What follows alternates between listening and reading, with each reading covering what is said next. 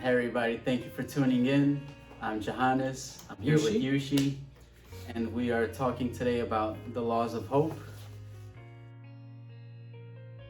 What is this book about? All right, Johannes, thanks for coming on the channel again. Thank you. And so today we're talking about this Kyoten, the laws of hope. Now I have 2 copies. The reason why is because this was first published in POD, meaning published on demand, which was bought on Amazon. But now this is like the actual copy that's sold in Barnes & Nobles, and you can also get it on Amazon too. So if you are to purchase this book, please purchase this one. This is like the newer, nicer cover one. Right. Anyhow, going back to the question, what is this book about? Thank you for asking that question. I'm sure our listeners are interested about hope. You know, it's such a chaotic time. But this book, it's consisted of 6 chapters, including the prologue, which is like a short chapter. And then I'm just going to really briefly explain what each chapter is about, so you guys can get like a hang of what this book is about that Master needs to talk about to us about hope. So prologue is about on hope. And in this chapter, Master really condenses the teachings on kind of like how important it is to have hope, how to achieve it, and what to think about when your hopes aren't coming true. Like he gives us like the formula, right? Like the main points of what you need to consider to see whether if it's a right hope or not, and how to make it happen. So that's pretty cool. Chapter 1, give yourself more praise. Oh, I've been helped by this chapter so many times. So good. Yeah. Right? I'm sure we'll have a lot to talk about that, but that chapter is about how to give yourself more praise. So that's chapter 1. Chapter 2, on achieving success, the laws of success not taught in schools. This was awesome because it talks about financial building. Right. And not only that, like ethics of you shouldn't lie, you should keep promises, and it's like, you know, it's like kind of like moral education that we briefly learn about in school, but he extends it out to how connected that is to when we become adults and becoming successful or like a trusted person. So it's literally it's like a foundation of like our psychological points that we need to cover to become successful. And then chapter 3, success that continues from this world to the next, tips for a better understanding of the laws of success. So Master Okawa has written a book called The Laws of Success, and he talks about other points that we should learn about how to achieve even higher forms of success, which is more like a transparent success, which allows you to be successful in this world, also at the same time spiritually becoming successful. So that's another important chapter there. Chapter 4, how to become an invincible leader. So a lot of this book will be talking about like your own personal success as an individual. But if we were to gain a greater success, you have to work in a team. There's always limitations of a single person. So then Master extends out to like principles of leadership, which is connected to how to achieve your hopes, right? But there's a different set of principles in work when it comes to success as a leader of an organization and your individual happiness, which I thought was so deep in wisdom. So that's chapter 4. And lastly, the final chapter, my favorite, fulfill your mission of life. It's just encouraging words like you read in like the Bible or Buddhist scriptures, like that really poetic, powerful, strong words that moves your heart to really pursue and go forward no matter what kind of adversities you face in life. So it's like a booster pack for us to achieve our hopes. That's chapter 5. Yeah.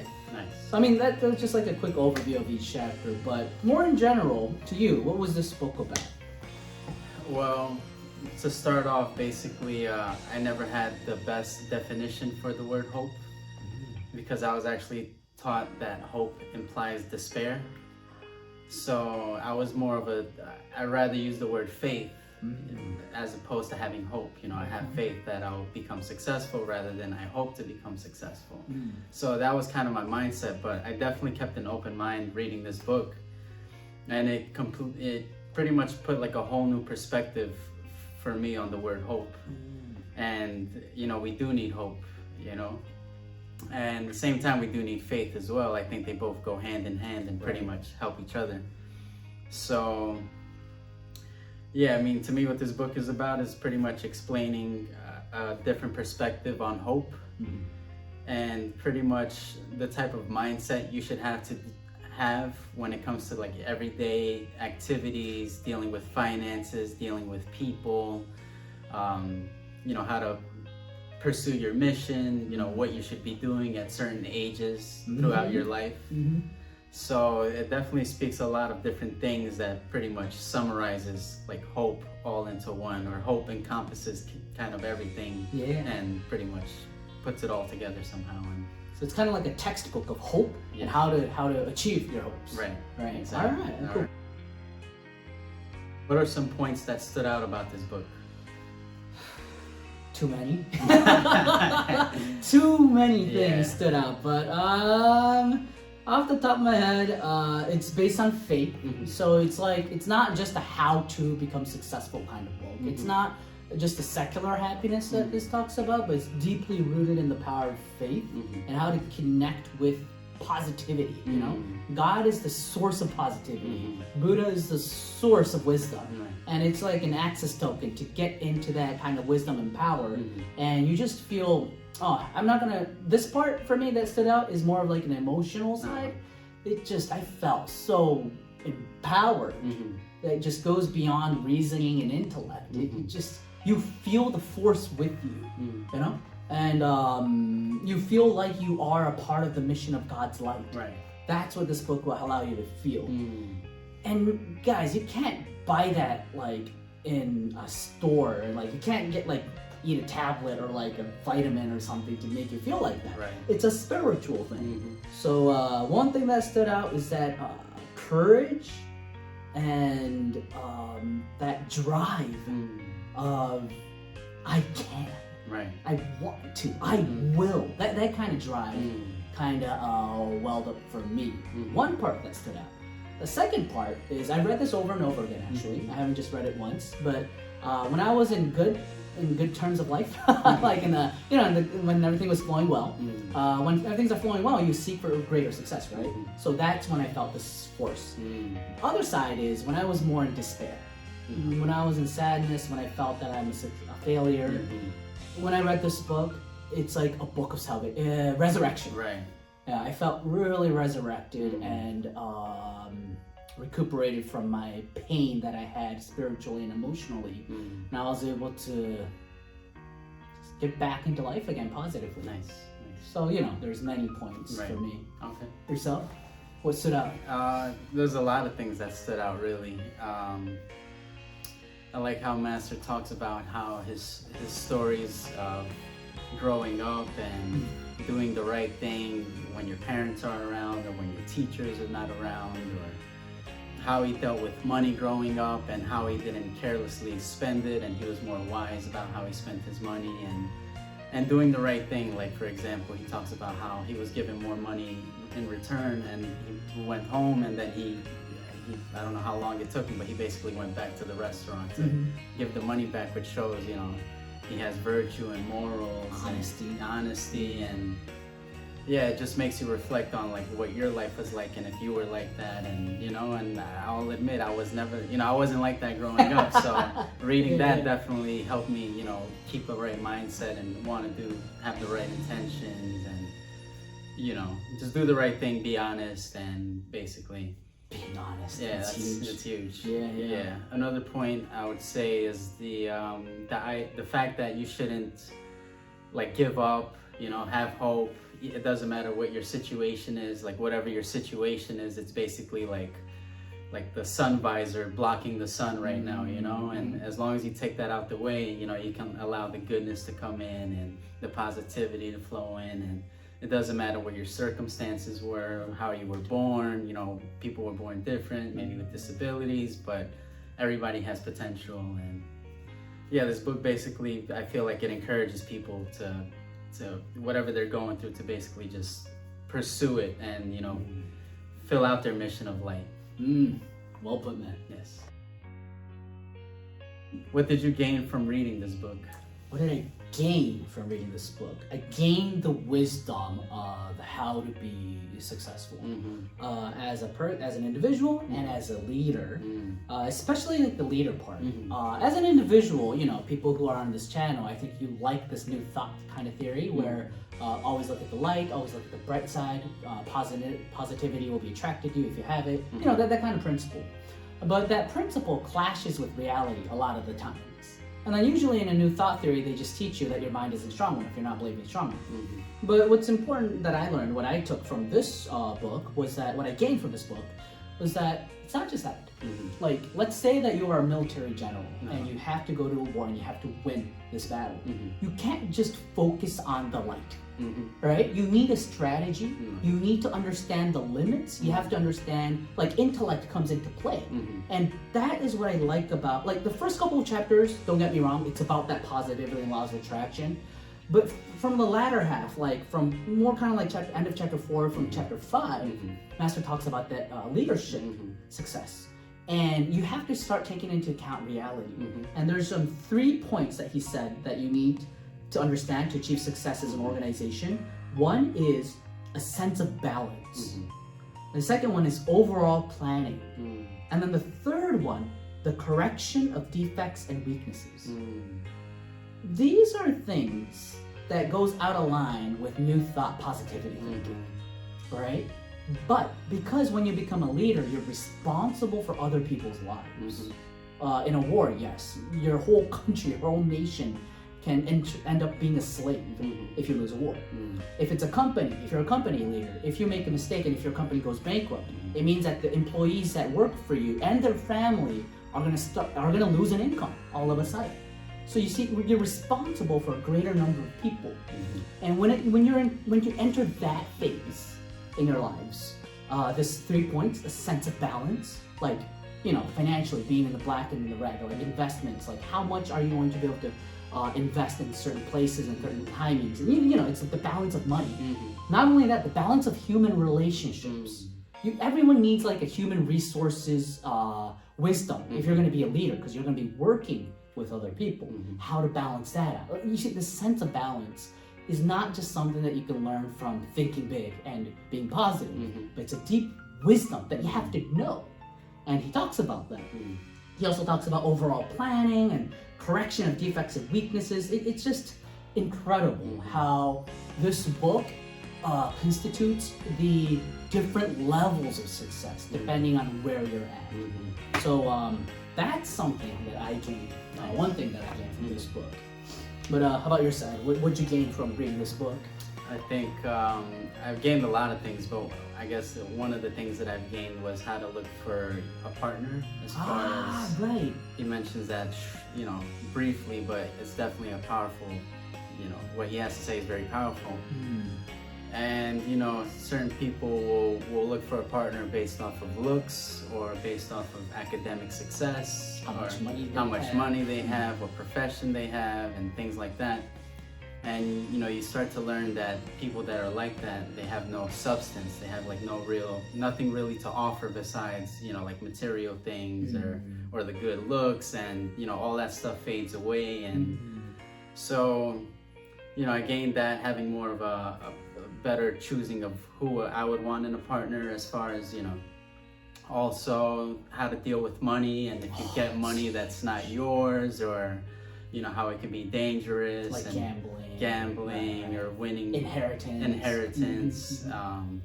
You know, money, exactly. So it's just like he tells you, be careful, you know, if you're gonna use it this way, and, you know, don't put yourself in a place where it's gonna, if you're not able to sustain that type of lifestyle, where it's gonna completely crumble down and you're gonna end up worse than you were before, basically. You know, can I jump in? Because like you just pointed out, like the relationship and money, right? These two things are crucial in our success in lives. But we don't learn anything about these things from school. Absolutely right? A lot of the times when you ask someone an advice, they give you a terrible advice. Right. And usually everyone just coming out of their own personal experiences, right?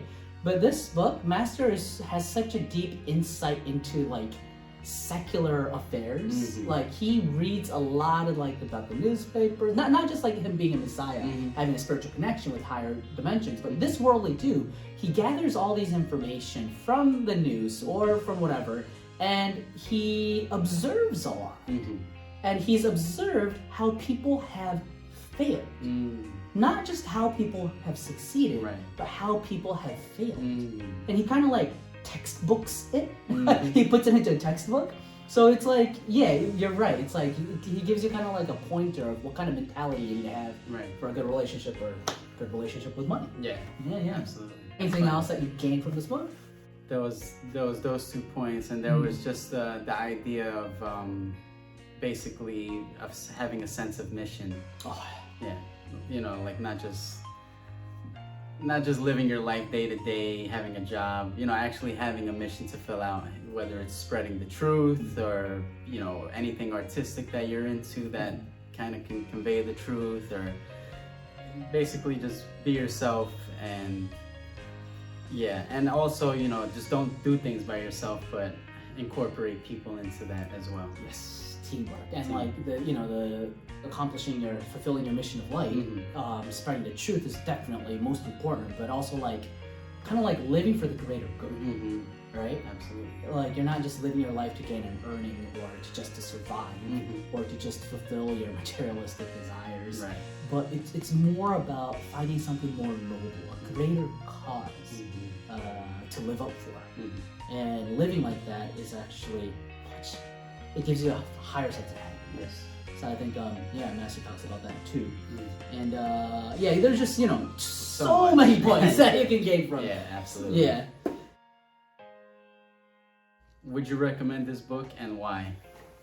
Well, if I don't recommend this book after having this conversation, I would be a very selfish man. Exactly. I do not want to keep this wonderful knowledge just to ourselves. To all of you, the viewers of this channel, and Happy Science members and friends of Happy Science members, I recommend it to each and every one of you. COVID hit, and it's kind of like dying out now, but it seems like it's coming up again. The inflation in the United States is 8.5% now.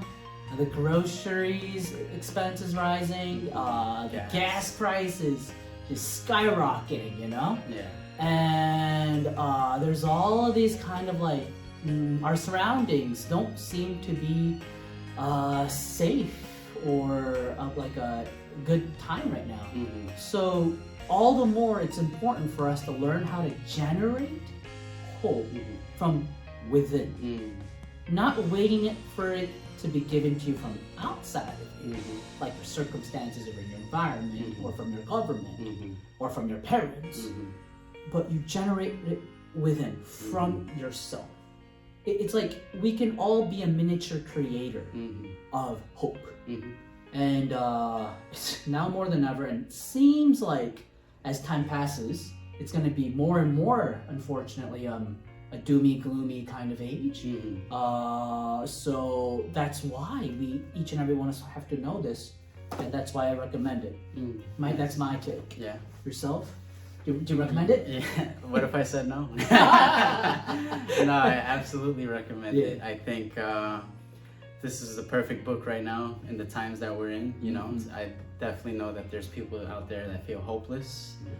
And they feel like these are the last days for humanity, or they'll have this whole negative, it was written in the Bible, or everything, this whole negative mentality. And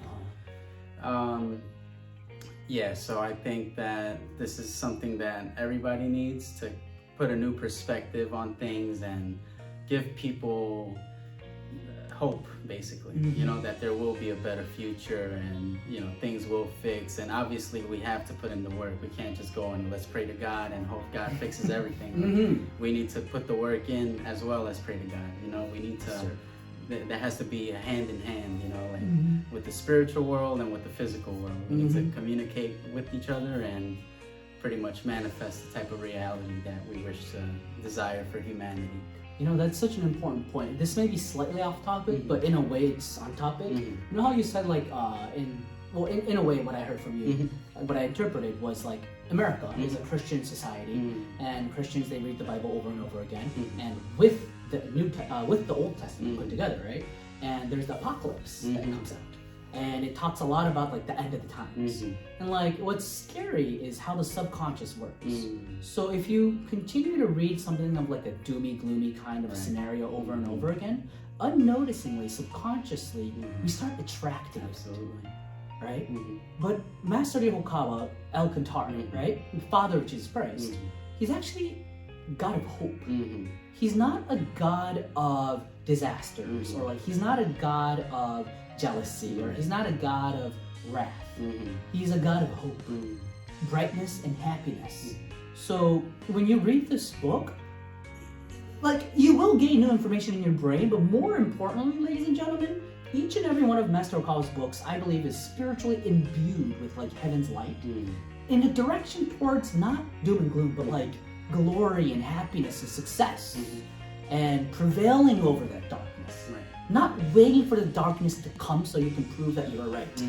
Because a lot of religious people and also people who read into conspiracy. If you're heavily into conspiracy theories too, I think you were mentioning this a couple of days ago too, but like it's good to gather information, but also at the same time you start feeling helpless and hopeless of how strong the evil is in the world.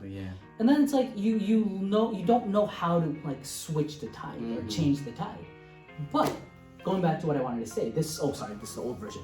This book, this Kyoten, will kind of like reshift our subconscious with hope. And the more people who are hopeful from the bottom of their souls, that's the future we're going to create collectively as humanity. So my answer is, do I recommend this book? Why? I recommend it to the 7.6 billion people out there. Because if they just skip through it, that energy will make this world into a better place. It's just wanted to have that. Nice. What hopes do you have for humanity? Maybe I kind of already said it. Everyone read this book. But what hopes I have for humanity? I just hope that people will awaken to the fact that the greatest galactic level, the supreme God of Earth, that kind of level of Messiah is now here on Earth with us, and he's giving us principles and teachings that incorporates all of the past knowledges put together, combined, that's accessible and for the modern day people, and it's also even open to the future of humanity. That kind of like new academics of humanity, of hope, is being built by Master Hokawa and Happy Science. So my hope for humanity is that this continues to spread. Yourself, what's your hope for humanity? My hope for humanity is basically that people will awaken, which I'm seeing now. More and more every day people are starting to wake up and realize certain things aren't what they were told as they were growing up, or we make new discoveries, come across new perspectives. So I have hope and faith at the same time that basically, humanity will start to wake up and we will seek more knowledge and information. And I think eventually we'll come to a time where the conversation amongst people won't be about like anything happening on TV or anything like that, but it'll be more about like, what are you studying now, or what are you reading right now? That'll be more of the common dialogue between people, and at least that's my hopes. And obviously there's more hopes. If everybody could go vegan and we can stop killing animals or something like that. But you gotta have some high hopes for that. So, I see. Yeah. But absolutely, I definitely think that humanity will eventually get it together. It might take a while. Obviously, other people are more advanced and more self-control, and then there's a lot of people who still need to, brushing up and learn and have more self-control, and because there's a lot of people out there who can easily lose their minds. I mean, it'll probably take a while, but I believe humanity will eventually clean their act up, and we'll be in communication with our star brothers, and eventually we'll be able to communicate with other species, open a new age, open contact, and all that good stuff. Absolutely. Yuchi, where can people find this book, Yes, The Laws sir. of Hope? So, we will have it in the description section of this YouTube video. But you can buy it at Barnes & Nobles. You can also buy it in major bookstores worldwide. You can also get it on Amazon. And of course, you can get it from our local temples. Absolutely. So we hope you get this book and you yourself can become a hope generator. And the more people who are like that, the world is going to be filled with hope. So let's be on the side of giving hope, not waiting for hope to be given to us. Absolutely. All Let's right. do it.